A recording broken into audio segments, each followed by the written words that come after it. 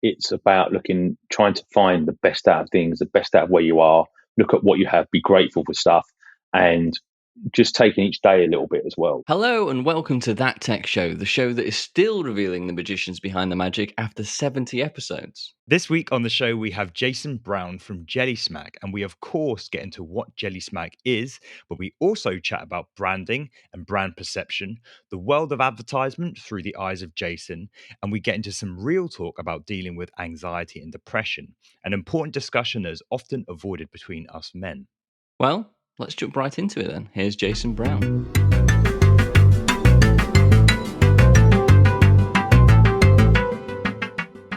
My name's Jason Brown, and I'm country manager for UK, Ireland and Nordics, Jellysmack.com.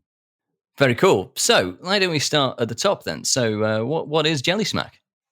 It's essentially a opportunity for global creators to make themselves and grow their sales, revenue opportunities, and make themselves bigger. Go bigger is our strategy. Essentially working with people across a variety of different social channels. So, for example, we have a creator program. So we take people from YouTube and grow their channel into Facebook, expand the opportunity for them to grow and build revenue without having to do anything extra. So anything they produce on YouTube, we have this huge, amazing AI tech data in the background, which we utilize with huge amounts of quality people, such as editors, community managers, content strategists, etc., acquisition guys and girls, to grow, build, and monetize a revenue stream on Facebook for them that they otherwise wouldn't be able to do. As you're aware, there's huge amounts of data required to understand, the algorithms of Facebook, how to monetize it better, get longer viewing, and maximize revenue. And that's really what we're looking for now, to help them grow their channel and grow their revenue opportunities across multiple channels, but without necessarily having to do any more. So essentially everything they're delivering on YouTube, in this example, we're editing, re-editing, sometimes up to 100 times per video, to hit the algorithm and hit the sweet spot that gives us the ultimate viewing time and monetize and grow revenue for that channel on Facebook. So, I'm simplifying things massively. If the CTO's here, he could probably go down to massive depth for you and talk to you about all these amazing things. But, at the core of our offering across everything we have is our tech.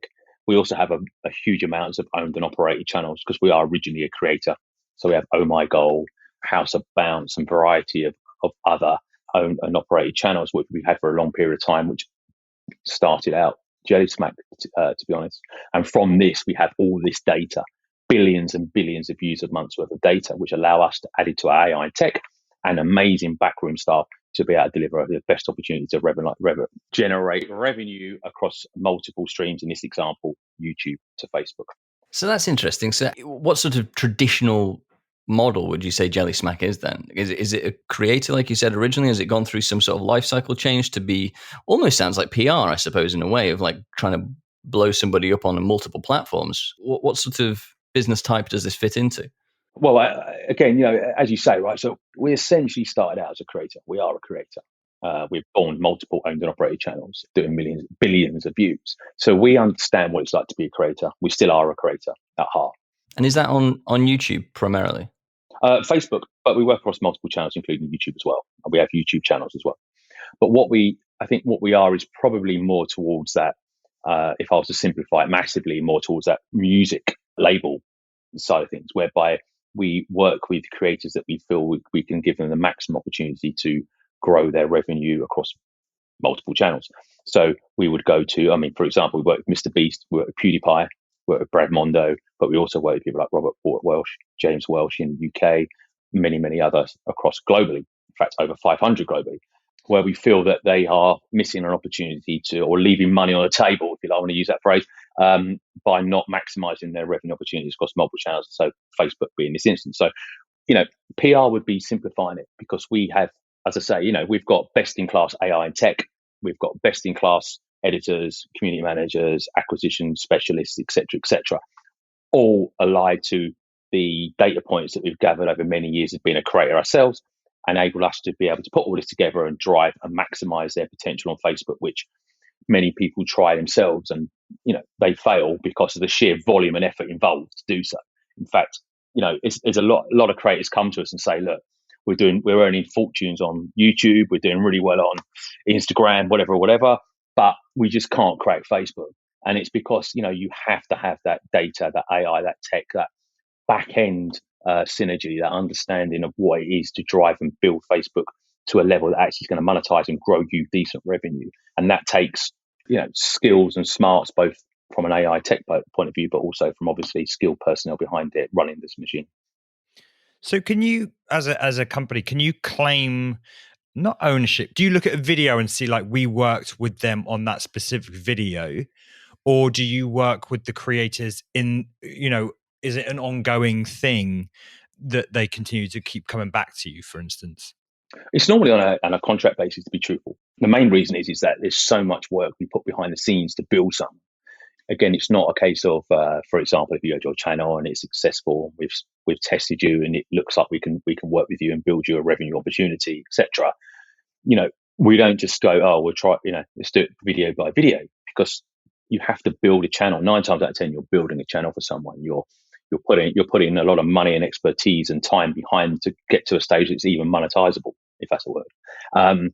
And then from that, drive it to start then become a quality revenue stream for them. So we're basically building your business. I guess if you took it away from this and said it and put it into another context, if I came to you with your business you have now and said, look, you're doing a great job, love what you're doing, I actually think that your business is transferable to Australia, right?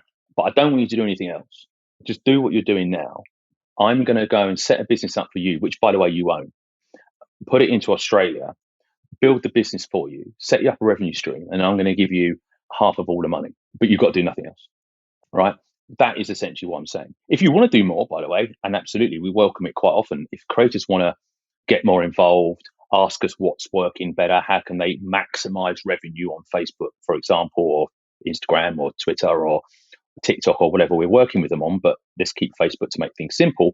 And we can come back to them again with our expertise and understanding and say, actually, if you produce loads of content like this, you could potentially earn more. Then sometimes they do that. But the point is we want to make it life easier for the creator.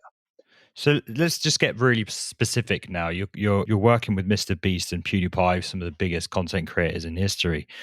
Specifically then, what have you done with Mr. Beast or PewDiePie to kind of demonstrate that partnership that you mentioned? The problem is I can't go into too much detail for obvious reasons. Yeah, and they're based in the US, so I'm going to plead I don't deal with them on a day-to-day basis. But essentially, what we have taken their the content that they produce and made it more efficient and driven the best possible opportunity to earn revenue on Facebook in this instance. But in some cases, we've also worked, I think, with Mr. Beast, and you may want to check with my amazing department to give you the exact details. But essentially, work with them to also drive the content across multiple countries in different languages as well. So we're actually translating their product as well, which is obviously a really powerful thing. And again, not something that can be taken lightly, because there's a lot of work involved in that. It's not just taking, an edited piece and editing it, to another language. You've got to make sure it's going to come over well. It's going to look right. It's going to translate, excuse the pun, correctly into that language. And also the time and money and effort involved in that as well. So we go deep with these guys if we think there's an opportunity for them to maximize their potential. And so that decision is then driven by your platform, your AI software. And, we know you're not technical, so we won't ask you to get into specifics there, but it's those decisions are driven. Yeah, it is. I mean, look, the truth of the matter is we're not a charity and neither are creators. Everybody's, these guys and girls, and they're operating in a way that it's a business. So in the same way, we want to make sure that anybody we work with, we can give them the maximum opportunity to build their revenue. So there are occasions we talk to creators and we put them through our AI and tech, and it comes out the other end, and it's like, look, either more than likely they're already maximizing the best they can out of their content already on Facebook. Doesn't happen very often, but because of this conversation we had previously, how hard it is to actually crack that code. But sometimes it's a case of, maybe they're not producing enough content. Maybe the content just doesn't work for Facebook. Let's be honest, sometimes things don't. So the AI tech is really informed early doors in our process to make sure that we know that we can give everything we're putting into that creator is going to give us opportunity to work with them better, build their brand, and obviously both benefit monetarily from that. Let's be honest, that's what it's about, right? How can we build a better stream and help them go bigger? That's what's key. So once we've done that, it then continues moving forward. So we use our tech AI, the data points we've gathered over many years, And again, I think it's really important to talk about the people that work the back end. Quite often we always talk about tech and we always talk about data and everything else. And of course it's really powerful, but it's a bit like saying, you can't have, a McLaren F1's a fantastic motor, but without Lewis Hamilton, what's it going to do? It's not going to go anywhere, is it? So, we have some amazing people behind the scenes doing that. And as I say, hand editing up to 100 times per video to make sure that this video works and maximizes its potential, which is huge. And then, of course, all the content management and community management and God knows acquisitions that goes in the background. So, we are investing in these people sometimes up to $200,000 in a month, plus including all the people behind the scenes working the tech and data just to kickstart this channel. So we have to make sure that, a bit like a record company, to use that analogy earlier, that, we're invested 100% into these people to make sure we drive their business. Speaking about that relationship aspect, which and love, then are these creators coming to you, or are you sensing an opportunity, presenting a case, and then going, "Hey, PewDiePie, we think you can do this, this, and this based on our research. Are you interested in working with us?" What's the best answer to that? The answer is the one you don't want to hear, both. But obviously, if you take myself, I've launched part of launching in the UK and Ireland and the Nordics, but mainly the UK and Ireland at the moment. In terms of when I joined last October, there was like 3 people in my team. We're now like 15. We had maybe 10, 12 creators who've now got 50, 60. So obviously when you're doing that, it's more external outreach because people, who's Jellysmack, don't know who you are, I haven't seen you. But as time has gone on, done a couple of interviews, put some PR out there, met people, word of mouth, etc. More people do come to us now and say, look, we understand what you do, we really like it. And, quite often we've reached out to people and they're like, well, I'm not really sure, what can happen here. Oh, I'll give it a go myself. And then I would say 9 times out of 10, they come back 6 months later and say, actually, could you give Facebook a go for me, please? Because we can't do anything with it.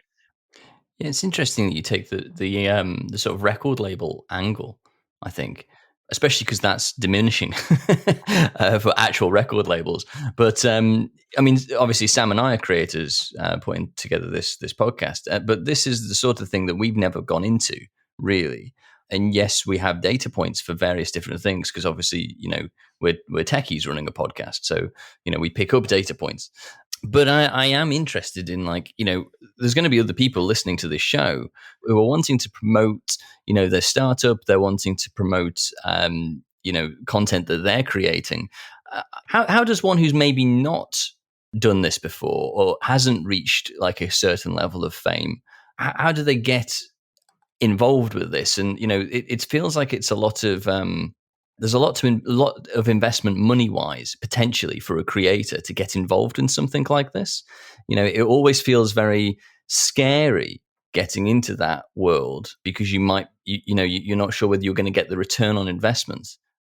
It's not really about you having to be famous or anything. It's about you having a story or being interesting, or essentially, it goes back to the record label analogy, which I do think fits. Although I take your point, what you said earlier, but I think the actual philosophy of speaking to people, artists, somebody who creates something quite interesting, and for other people that find it very interesting, that want to engage with it, and that's what we do, and that's why, for example, the Rolling Stones are still going, and probably when they first come out, I bet you a lot of people probably thought, well, I'm not really sure. Beatles famously blown out many times, right? But it's a case of longevity, and it's a quality content that people want to watch, and maybe people didn't think you did.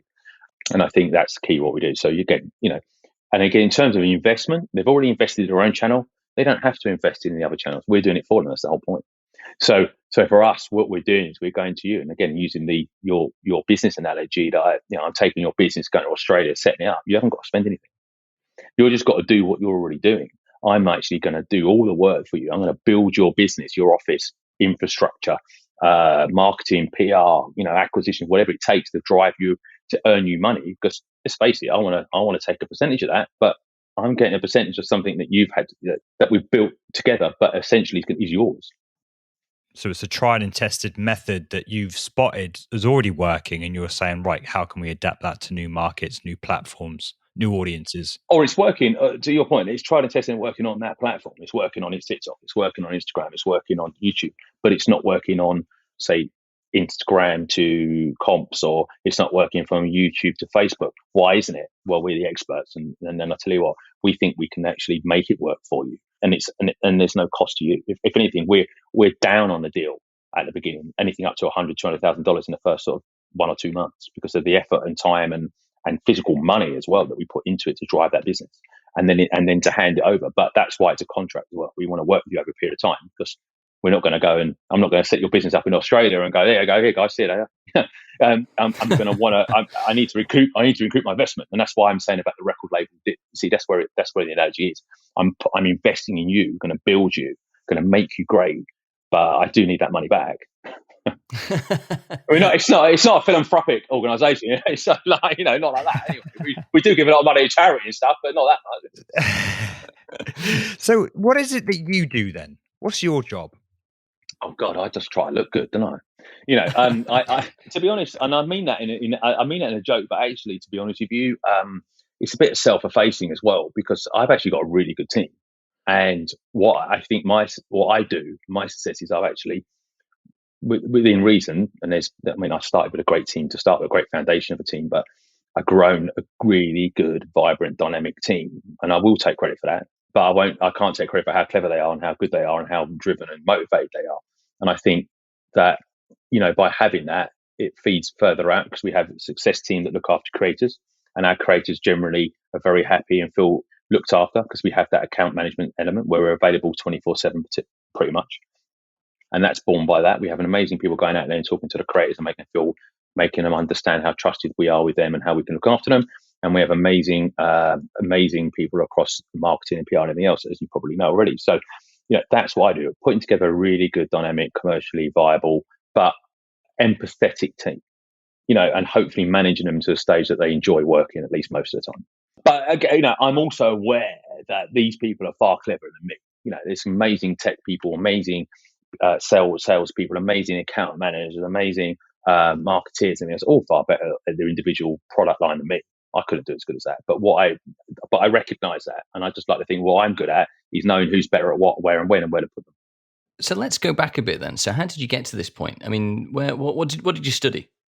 Well, I actually trained to be a building surveyor. It's a natural progression. It is. It really is. Yeah.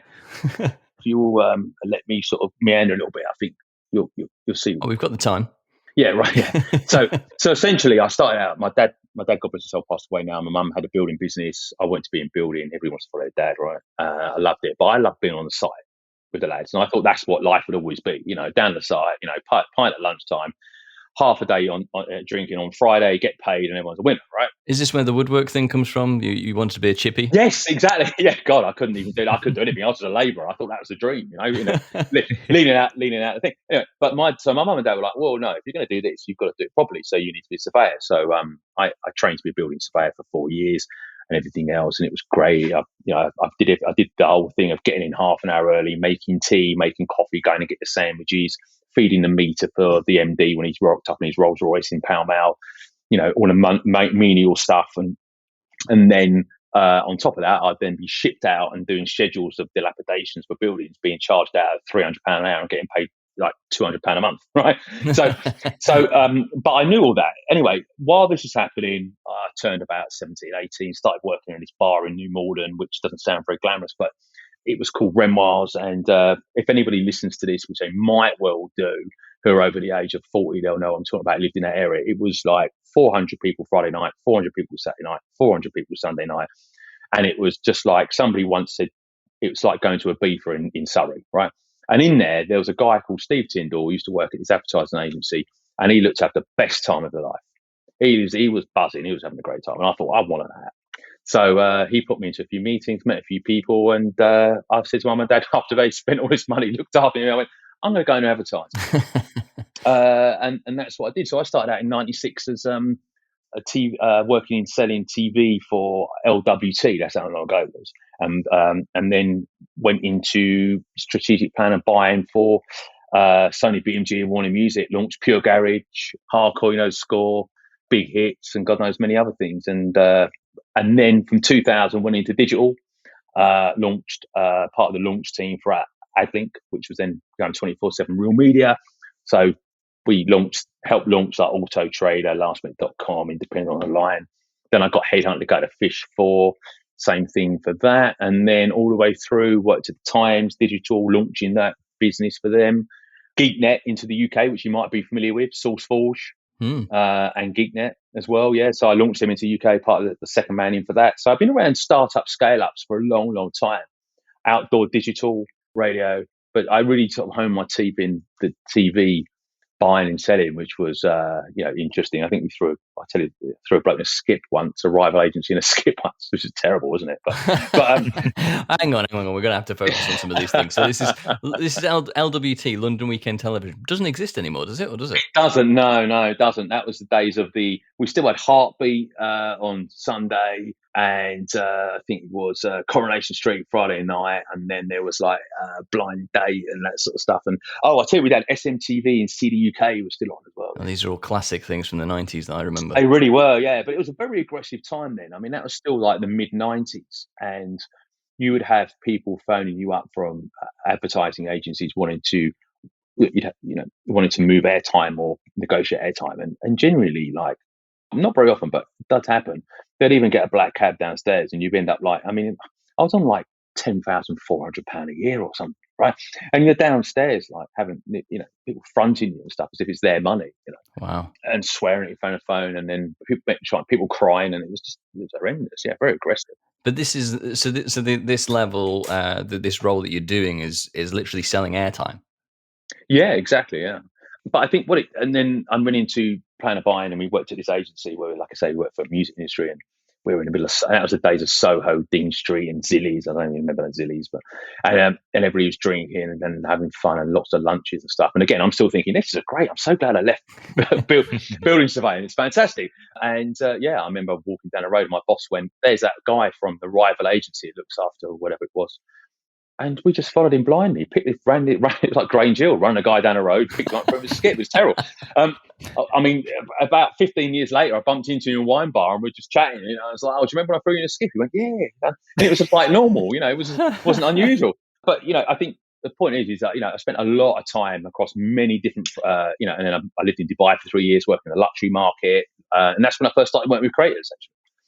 Actually, driving multi-channel product commercialization with creators with the luxury industry, with Ferrari and Bentley and things like this, and Richard Mille and Rolex, and putting together things and making sure we're working with creators and building stories around them and stuff like that. So that stuff that you're talking about there, in terms of building things and putting stories around it, that feels more like the sort of advertising you'd see on, say, like Mad Men, where actually you're building the advert content and figuring out how you're going to sell it, so that's an evolution away from we're just selling you some space here between the TV program to sell you so you can sell your product. That's now on the other side of it. So you've moved from the selling the space to actually creating the content then, I guess. Yeah, I mean, I'm working for a local business called Brownbook, which is working for these amazing twins called Ahmed and Rashid bin Shabib, and they're incredible visionaries and very big family in the UAE. And we're in the IFC, and it just opened my eyes. I mean, I was very lucky to be reporting to these guys and learning. But because of this, we had access to all these amazing brands and doing a lot of work with them. And it was building stories around creators, and whether it be a photo shoot and content or bigger picture stuff across multiple channels. And we did stuff with like Middle East Had Talent and X Factor and things like that as well.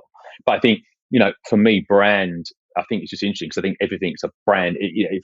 Product plus personality equals brand, right? So, for me, I always looked at creators or social media or influencer, and I never looked at it as being anything different other than, to your point, an extension of a media or a brand opportunity. I mean, I always joke and say, if you ever look on YouTube for people who wasn't old enough, and you see Brute being advertised by Kevin Keegan and Henry Cooper, and Henry Cooper appears behind Kevin Keegan on the mirror, looks a bit strange. But the thing is, that's no different really now, is it, to what they're doing now? It's just it's on ITV or whatever. It's just not on Instagram, but it's the same thing. It's two guys showing, like, pretending they live the lifestyle wearing Brute, which we know they don't. And it's just a natural evolution, I think.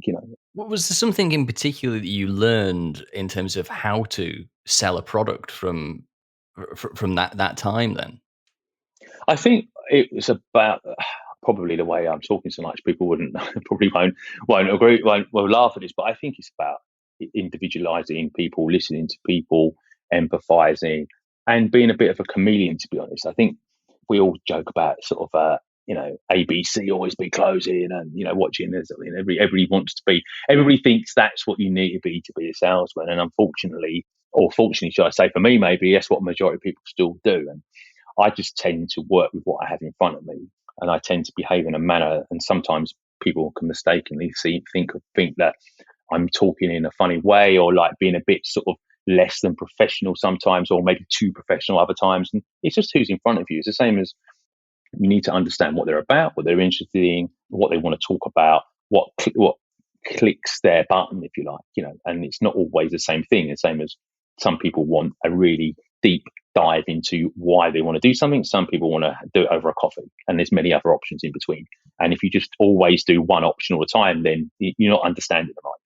Well, it's such an interesting world. I mean, Mad Men wouldn't have been as popular as it was if it wasn't as fascinating. It's not just the fact of a good script or whatever, but the actual story of what was going on there was fascinating. And I think for anyone who's tried to create their own content or tried to have a social media presence, you have an interpretation of how do you sell something? How do you get something out in front of people? And it strikes me that there's two roles to this based on what you're telling me. One is the sales opportunity of like actually selling to the client, which again, you saw in Mad Men of like, we want to win your business so that we can sell your product. And then the other thing is, okay, we've got that. Now we actually need to create the creative to sell the product. And it's only going to work if the creative is good enough. So there's two distinct things there, I guess. Yeah, I mean, I've never, funny enough, I've never thought so deep into it until like recently. And actually, I think, I've often been, especially when I was at AdLink and potentially at Times, for example, I was definitely in that middle bit where I'm selling to a brand and also selling to the channel, for example. So I did a deal with Vodafone on lastminute.com, which was this is many years ago now, and that was like having to like sell into Last Minute why it's a great idea to have Vodafone give them money, right? Which sounds mad, right? Then having to go to Vodafone and say, look, it'd be a really great idea if you give them money for this, and they're like, why?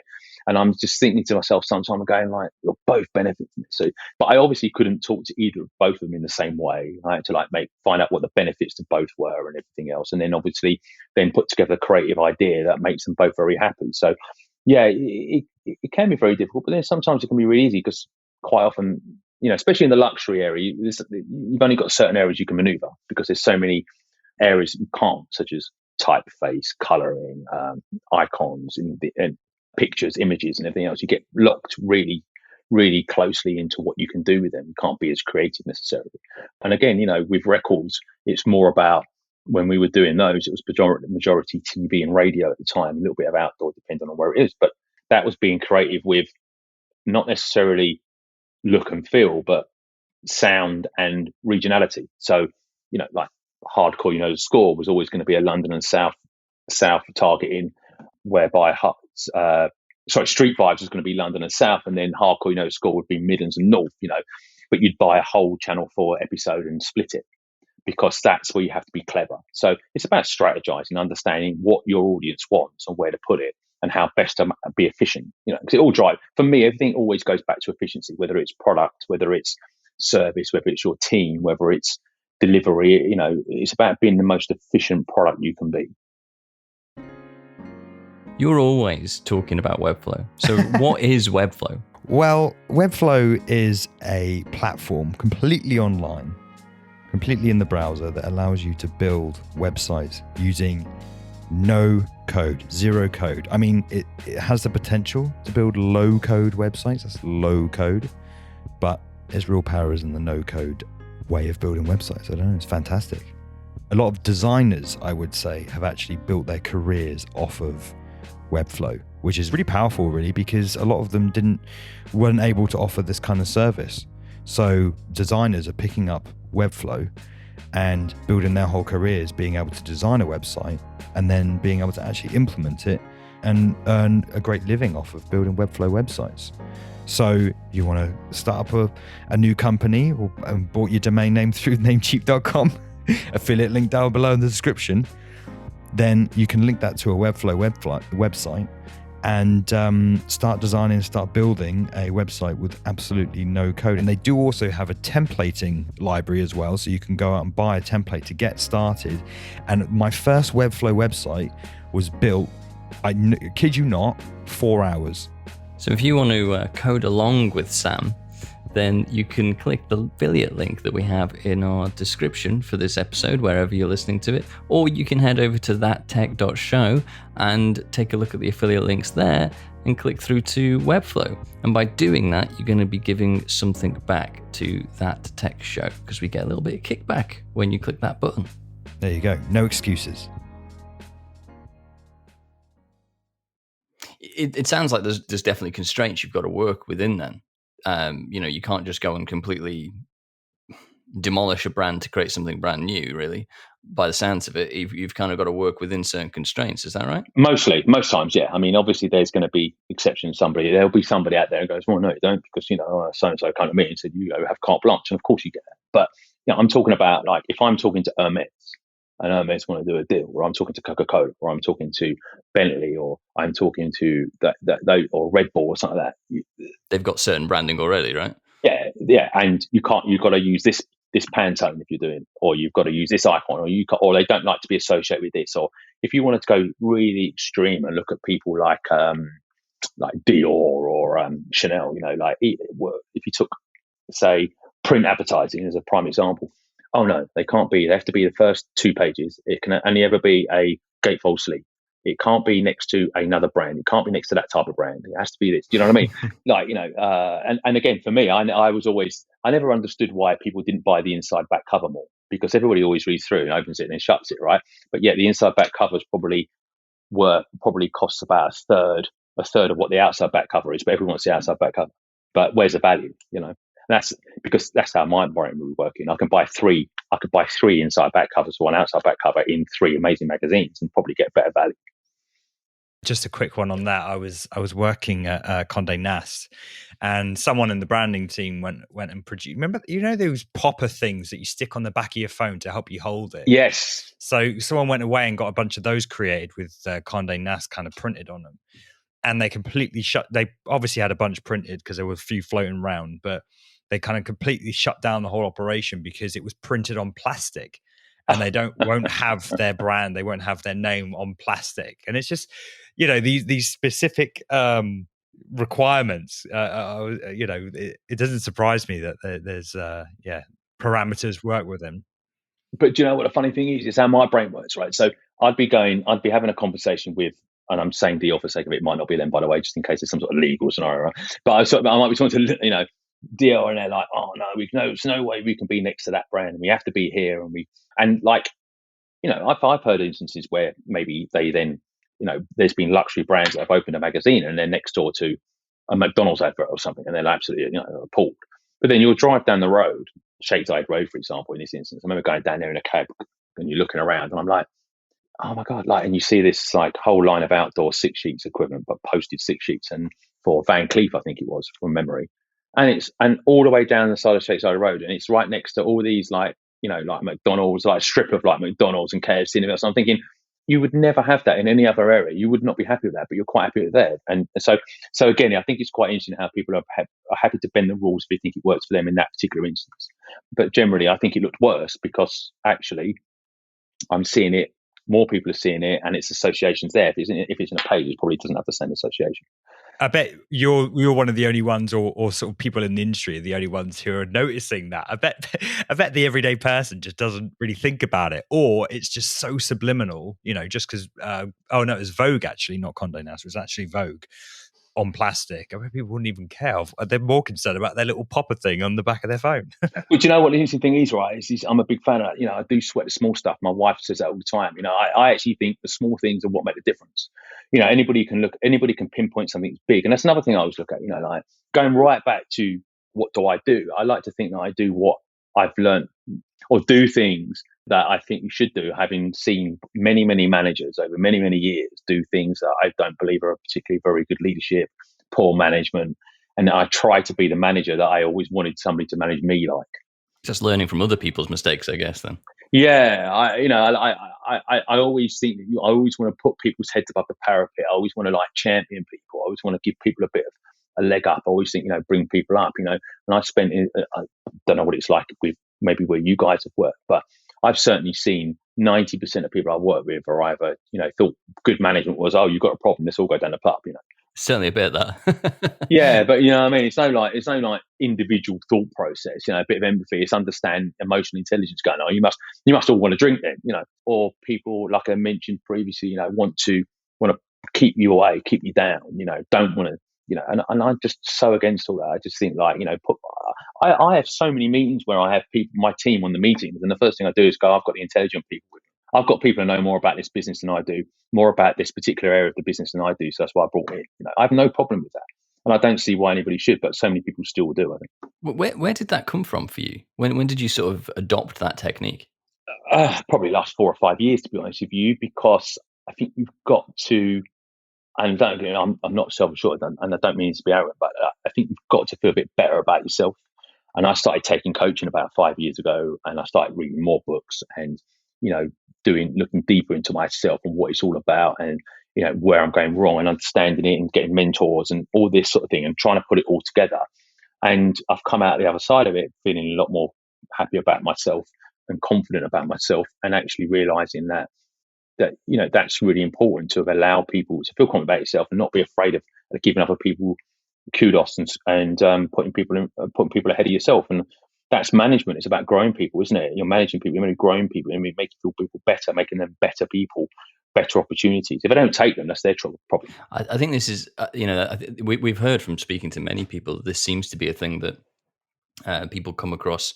Probably they have to be at least in their 30s before they get over their ego from the 20s, before they start thinking about other people. Yeah. Was there a particular trigger that led you to that point of going, I need some coaching, I need some help, I suppose?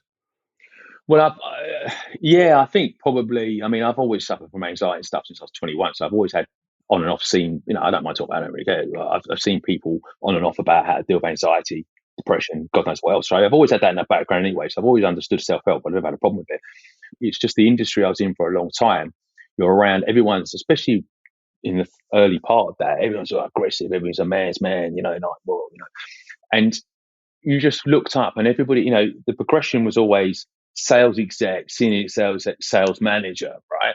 So therefore you then promote loads of people. The only way you're ever going to move forward in these jobs is going to be as a manager, which means you outgrow people. So there's many, many people out there that have just put into management positions that don't know how to manage. And of course you get managed by them and you see it and then you think that's how you manage. And I think I just broke away from that. I think going to Dubai was a great thing for me because it separated me a little bit from where I was. And I started seeing things. I've done a lot of consulting work out there, working with various different people, helping them grow. And I just went, you know what? I know what I'm good at. I just know that I'm a good person. I'm a good leader. I'm a good this, that, and the other. And especially if I look at what other people do, and I always take responsibility. I've often done that anyway in my personal life. I always organise everything. I can't let anybody else do that. I'm sort of a control freak like that. But equally at the same time, I always want other people to enjoy themselves. I want other people to be the best they can be.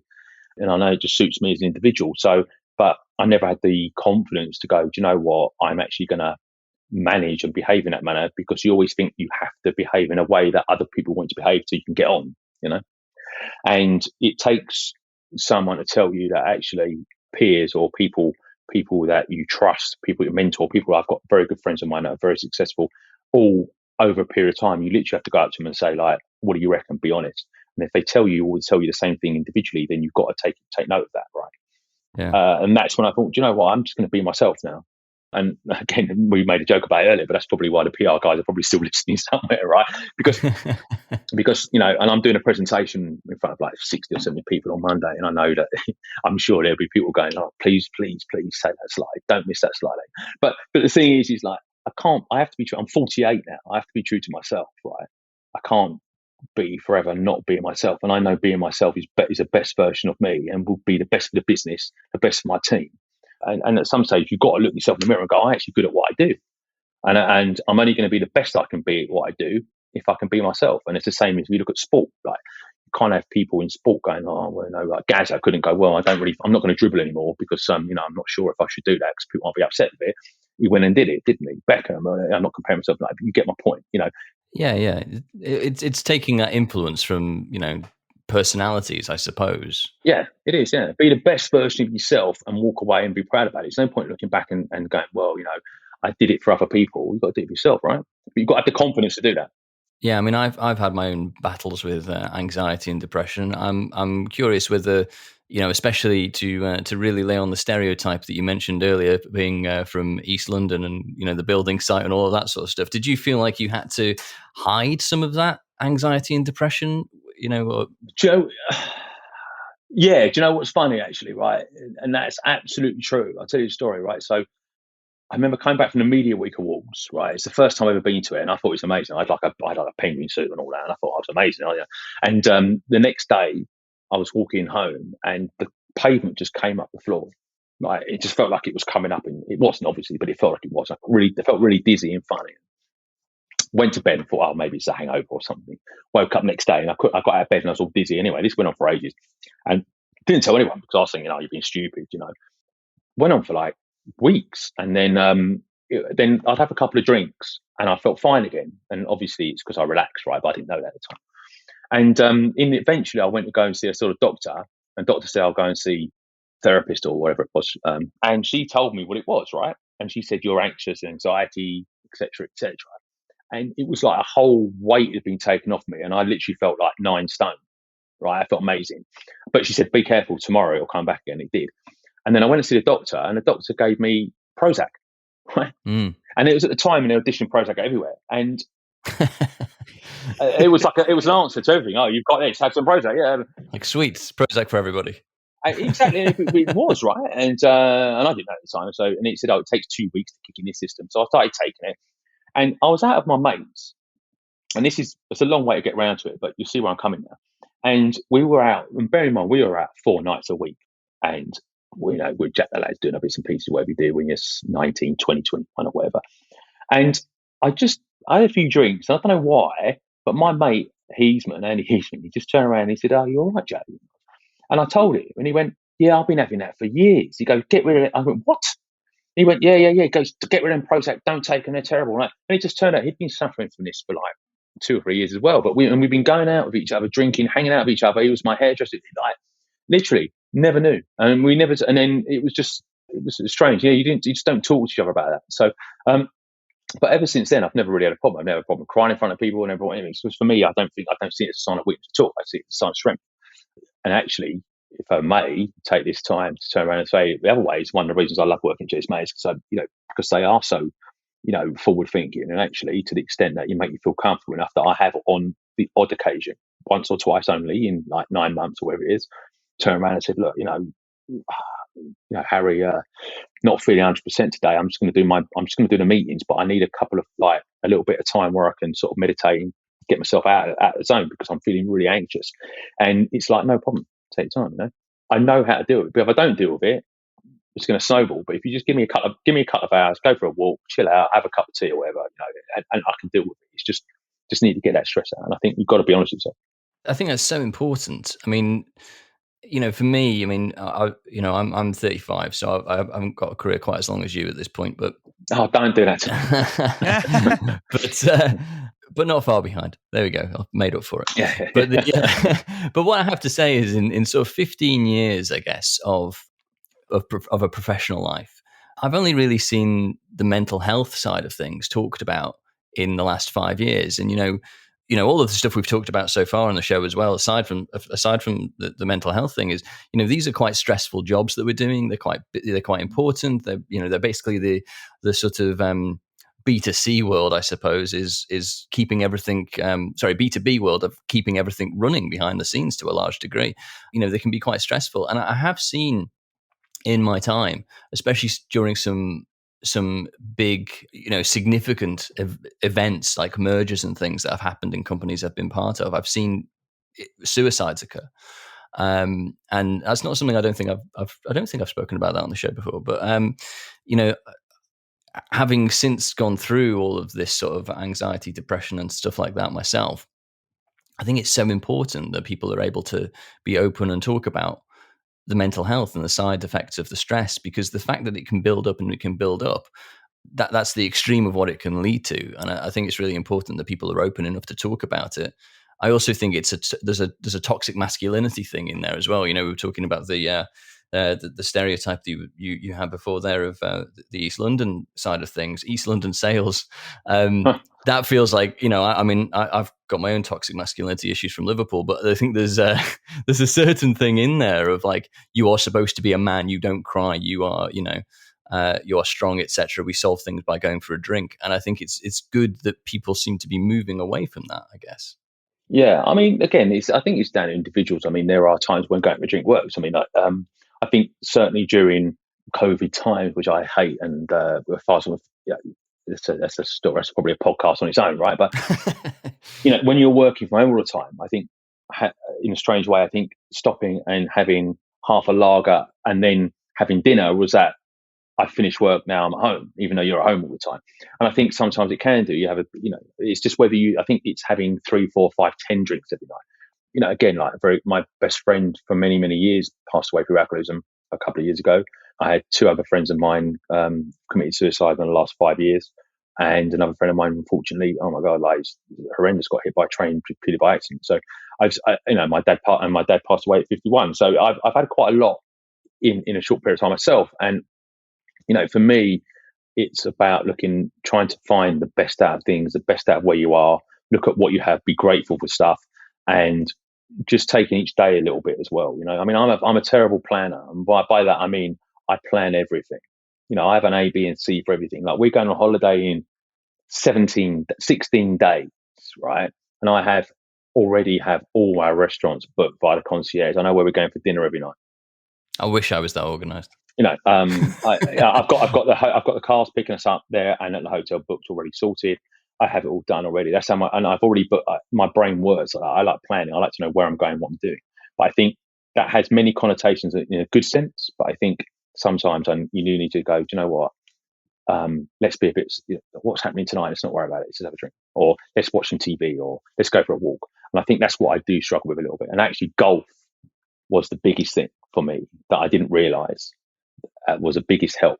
And it's just for me because I took up golf in Dubai, and I think actually that's another thing as well that really got it into me to think about stuff, because in that 5 hours when you first start, right? But like 3 or 4 hours of your day, you haven't got your phone on you because it has to be off. And you only think about what you're doing that moment. And it wasn't until, because obviously in Dubai I could play every week, and in the UK it's very much more difficult. Coming back to the UK, I suddenly realised how good that was for me, because I didn't think about anything else, because I just thought about what I was doing for that 4 hours. And that's such a mindfulness, what they call mindfulness now, right? It's just not thinking about them. Yeah, I think it's useful to have those sort of mechanisms you can rely on to give you that break. I mean, I think it's interesting as well. You talked about like taking breaks from things, and I think it's important to be able to recognize that you can actually step away from something, and the world is maybe not going to fall apart, which is true in the most. I think there's certain things that you can't completely drop, I guess. No, I think it's look. I think also it's about management, right? It's a really great podcast. Don't know if you've ever heard of him, Jocko Willemick. He's done a lot of stuff with Tim Ferriss, right? And he's an ex-Navy SEAL. He trains the Navy SEALs, or did, and his podcast, he's taken his learnings from Navy SEALs into corporate life, right? But he talks about many things. But one of the things he talks about is how to deal with problems. And essentially, it's like you deal with the most important one first, get rid of it, then the next one, then the next one. Don't try not to fight on multiple fronts, because if you do, you will lose that battle. And I think that's what I try to do firstly. Secondly, I don't look at my day. I never have actually looked at it as a 9 to 5. I look at it as I wake up and I go to bed, and I do what I need to do in that period of time based on that thought process. So like, what do I need to get out of the way? So it might be 7 a.m. I smash out 10 emails, and then I might go for a walk. Or if I know, I'm doing something this evening, I'll do a load of stuff beforehand, or I might get up earlier, or I know actually sometimes there's certain things you don't need to do on a Friday that you can do on a Sunday. So you just do it on the Sunday. My wife is away traveling for business or something, and I know I'm sit home, so I'll do it then. I don't need to do it on Friday. So I work a 7-day week, and I think ahead 7 day, plan 7 day, but I also allow myself get rid of the important stuff. And then, do I need to do that now, or can I do that later? And then when is the best time for me to do that? Because I think we've all been programmed to do a solid 8-hour day and then we can stop. But my brain's never worked like that. And I don't think it's good, because I think that I recognize probably 3 till 5 is not the best time of day for me. I'm better at 6 in the morning until say 2 o'clock in the afternoon is when you want me to do want to do data, or want me to do loads of emails or think about strategic stuff. 3 till 5 is probably if you want me to think a bit creative, or, be a bit more sort of do a 1-to-1 or something. But if you want me to be switched on mentally, like from a data or analytical point of view, that's not the best time. So that's not when to do a spreadsheet. But in the old days, you might have to do one then, and you're going to do it really and you're not going to do it in a very good way because you're not in that mental state. And I think that's the key. This is quite unorthodox, I suppose, in terms of a way of working. I mean, it's very similar to how I work, if I'm honest, but obviously you seem to be a better plan than I am. How do you then transfer that to, we talked about the team, the people, and building those people up. How do you then transfer that into the management of the people? Do you give them that same ability to work in the way that makes them comfortable? Well, we've got to be careful now, haven't we? Because my boss, this could make or break my my bonuses and everything, couldn't it? I mean, look, we have a big conversation. My wife is very successful in her own right and everything else, and we talk about business as you do, right? And I think one of the things that we're both quite fond of, and one thing I firmly believe in, is what we call freedom in a framework, right? So essentially, you have your KPIs, or QBRs, or whatever you want to call them. You have your what you have to do by week, by month, by day, by quarter, and you give your team the responsibility to deliver against that, and then you make sure, and then just get on with it. So you have that framework. This is your corporate responsibilities. This is your timeline. This is what we need you to do, and this is what you need to deliver. But being super over the top to prove a point, if you did all your month's work in one day and you want to go down the pub or want to lie by the beach, my cleaner comes in, we pay her a specific amount a day, right, to come in and clean. But I don't care if she does it all in 1 hour, as long as it's a really good job. I don't need to be sitting there going like, yeah, but I haven't got my 4 hours out of you. You've done an amazing, you've done an hour, and so the only time it becomes a problem is obviously if you don't deliver against what your objectives are for your day, week, month, quarter. And then that becomes a conversation. Then you go, hang on, why haven't you done it? And then you have to start being that horrible person that goes, let's start putting your performance and stuff like that. But I think that if you're clear, concise, you have one-to-ones with people, you have proper KPIs and targets across day, week, month, quarter, and that you are communicating properly, then you should never get that situation, because you cut it off before it becomes a problem anyway. But generally speaking, if you employ the right people, and one of the first things I do is look at personality and whether they will fit the culture, they're the type of person that will work. I'm not so bothered about have you got a 2-1 or a 1-1 or God knows what else, right? I don't have that. So, and I've worked across multiple sectors in multiple countries, in multiple B2C, B2B, and God knows what else. And at no stage have I had to have a specific knowledge of anything. It's just that it's about being commercial. So I like to think that I don't need to have someone in front of me that has 25 years in creator, blah, blah, blah, right? Because it doesn't mean they're going to be good at what they do. It just means they've been sitting in that role for ages, right? So is this person clever, dynamic, curious, asks questions, fits well with the culture, interesting, and has a good ethos and work ethic, then fantastic, come and join, and they'll sit down there. If you have someone that can't think for themselves, has to be spoon fed all the time, isn't really motivated, just there for the pay packet, then again, going back to the sport analogy, David Moyes, I'm a West Ham fan, and I'd be surprised, right? But he has this thing, what he calls a David Moyes MOT, right? And it doesn't matter how good you are, you have to fit these certain types of personality criteria and cultural criteria for you to be right for that team. Because if you don't, then you're not going to perform the best, and the team isn't going to perform the best. And so it's all about that. So it all goes back to, if you have the right people and you pick well, and you have the right people with the right attitude, you can perform that framework, freedom in a framework. And therefore people are happier, people more content, they feel empowered, they come back, they feel that they have ownership of the business and they want to succeed and be part of that success. If you don't behave like that, then you get just automatons who just want to sit there 9 till 5, grab their hour at lunchtime. And by the way, I've never had an hour at lunchtime in my life, but they want to do it apart from in 96 and 98 when I was in TV and I used to be in Zillies every day. But that's how I tried to do it. And yeah, I think that's it's a progressive way of thinking about it, though, isn't it? And in my opinion, I think it's the right way to think about it. it's in contrast, direct contrast to what we've actually seen Elon Musk tweeting about making sure that everybody from Tesla gets back into the office and does their 9 to 5, actually, which was relatively recently. And actually, I saw a CEO a number of years ago for Britain's largest private employer when I worked there. You can look that up. It's an activity podcast. Who, at the time said that, I've got no problem with people working from home as long as they do the 9 to 5 in the office first. It's very different as an approach. I mean, don't get me wrong. I'm a firm believer in being in the office in certain times as well, because I think that's the interaction thing, isn't it? That's not a cultural thing. Yeah. It's a cultural thing. But actually, having said that, there is a caveat. I do think that if you're a creative industry and a creative business, then I do think you do need to have people together in a room to be fully creative. But I don't think you need to be in the room every day for 5 and 9 hours. Yeah, well, I don't think it necessarily comes down to like you have to be co-located, or we're talking about working from home. I think we're talking about like that, as you said, the working from home is more of a legacy example from pre-COVID times. Yes, yeah. Well, when you work from home, it was like, oh yeah. Yeah, exactly. Had a few beers last night. Yeah.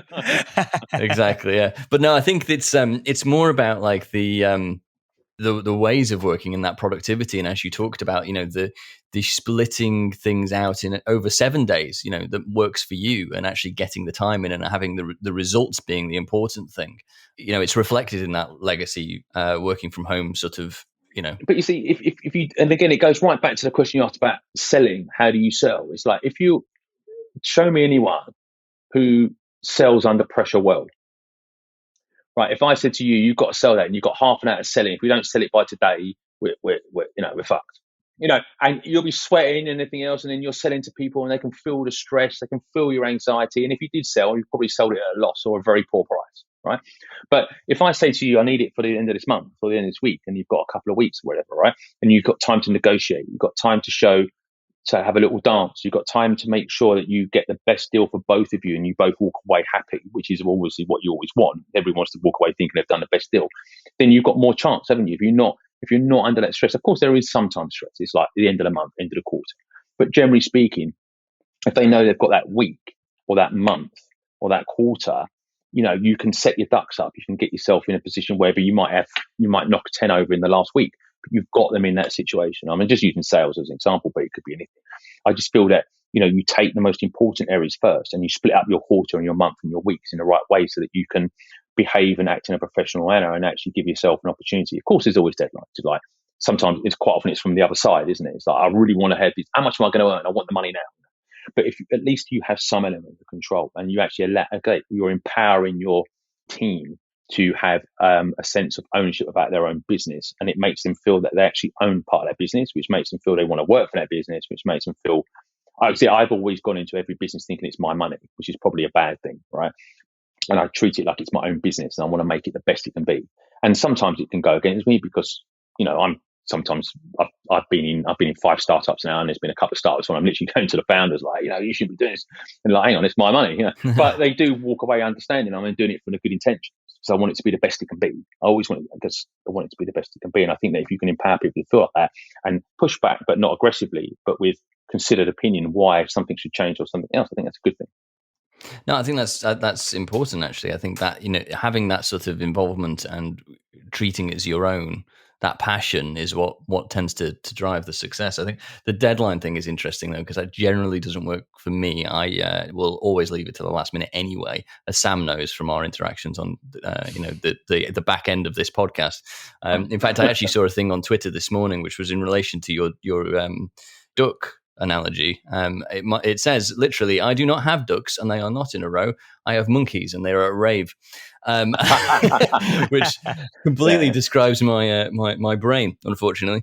But it's funny actually. It's funny that, because what I don't want you to think either is like, but the flip side to that is fun for me anyway, only for me. And I really, anybody who's listening to this, particularly my team, if they do, which I probably won't, say bored listening to me many times anyway, but he's like, I suggest this is a good idea, but it's just works for me. It's like, if I'm presenting or anything that involves what might be classed as something you should really, really do loads of due diligence on, or anything else, it's the only time I don't really do lots of due diligence, because I feel that if I do read, for example, I might read through a presentation twice, or I might I might listen to 2 of your podcasts, or I might do that, but I don't go too much into it because I don't want to like lose that spontaneity. I don't want to lose that. Like for example, when I talked to you right at the beginning before we start recording, I was gauging like what these guys like. Are they good laugh? Are they serious? What they like, and that's it. That's allowed me to behave and operate in the manner that we're doing now. What did you think then? What was your first impression? Just as we wrap up. Well, to be honest, I thought these guys are really good. I'm going to enjoy this because I don't know. I mean, I listened to your podcast. I enjoyed it, but you could have been like thinking, "Oh, here we go here." You could have made it really hard for me. Come and tell us the details. What's the algorithm or something. So, bloody algorithm. Yeah, and of course, I would have said I would refer you to some really important, clever people, and I'll bring them on later. But I think that's important, and that's what I'm saying. So yes, I've got the information in the background, but actually, like, how should I be with you guys? How should I be? Can I be myself? Do I have to be really like, what is it? And I think if you rehearse yourself too much and you try too hard, then you lose your originality and your own personality, if you like. Yeah, no, I think that's a good point, and probably a good point on which to end. I think it's been a pleasure talking to you, and we've gone through a fair chunk of time, and what feels like a very quick for us. I hope it was for our listener. I hope he's still there. I don't know, maybe. Yeah. But yeah, listen, I've really enjoyed it. It's really good. I mean, I feel that we've gone from, what have we done? We've done anxiety, depression, a bit of. I've been making notes. I can take you through it if you'd like. Oh yeah. We know what Jellysmack is. Yeah. This is when you edit it and it goes, "Hi, yes, I'm from Jellysmack and I'm depressed." Anyway. Well, that's the intro sorted. No, we've taken a trip. It's been a good chat. Well, yeah. Again, thanks for being on the pod. It's been a pleasure talking to you, and it's nice to meet you and get to know you as well. And yeah, thanks. Thank you very much. And like I say, hopefully we can continue a relationship. And when we have some events and stuff like that, which we'll have coming up over the next few months and stuff, we can maybe get you down here, come and see us. That'd be great. Yeah, and maybe you can help us go bigger.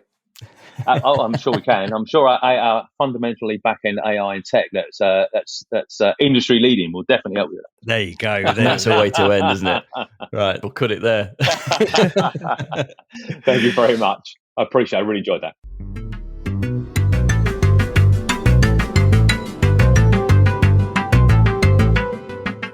Okay, good chat that. I like Jason. We've been able to catch up with him and Jellysmack since doing that episode. They're nice guys. So next time on the show, we'll have Patrice Archer, who will be talking to us about how he quit his financial career after the birth of his first child to start building tech businesses. Pretty risky. Anyway, 10 years later, he's built and sold a number of companies and is now helping new businesses to get their start through Appy Ventures. Once again, give us a follow or subscribe. We're trying to reach that 1,000 subscriber milestone on YouTube, and we are at 992 as we record this episode. So we need 8 more subscribers. That would be amazing if we reached 1,000. You can support the show with a one-off coffee at buymeacoffee.com/thattechshow, and leave us a review on any of the podcasting platforms of choice, or Podchaser, I think, is the other one as well. And Podchaser, if you do us a solid there. And with that, I think it's time to say goodbye, and we'll see you next time. That'll do. Maybe. All right, cool. Sorry, Simon.